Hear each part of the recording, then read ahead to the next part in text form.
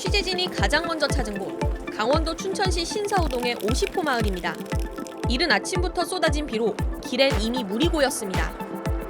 주택가 골목 안으로 들어와 봤습니다. 제 발밑에 깔개 같은 게 깔려 있는데요. 이게 뭔가 봤더니 열어봤을 때 이렇게 빗물바지가 나옵니다. 아예 덮어놓은 겁니다.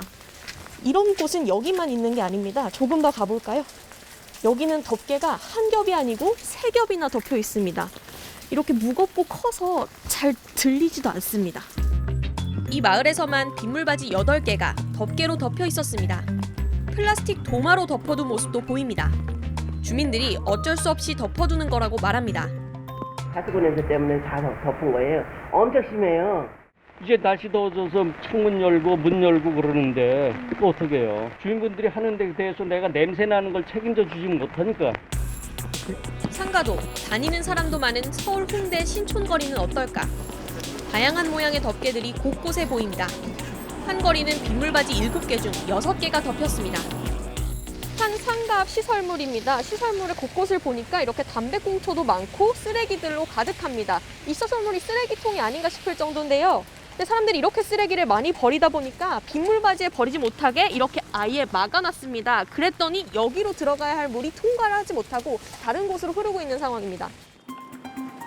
구멍이 완전히 막혀 생긴 웅덩이들. 지나다닐 때도 불편합니다. 때 좀 위험한 부분이 없지 않아 있죠. 튀기면 그 도로가 정확히 안 보이니까요. 옆에 있는 사람들한테 튀기고 그러니까 좀 미안하기도 하고. 가게 상인들은 여러 이유로 덮개를 두고 있었다고 설명합니다. 이거 문제점이 많아. 사람들이 행인지 들어가면 버리잖아요. 담배, 꽁초라든가 그런 이물질이 막 들어가.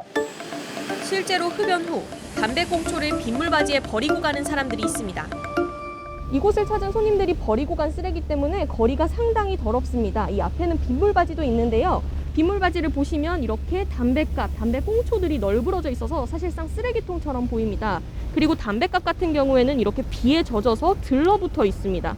여기 한번 이 빗물바지를 열어보면 잘 열리지는 않는데 안을 보시면 오래된 꽁초들이 모여 있습니다. 다른 쓰레기들이 더 쌓이게 되면 역류를 일으킬 수 있는 환경인 겁니다.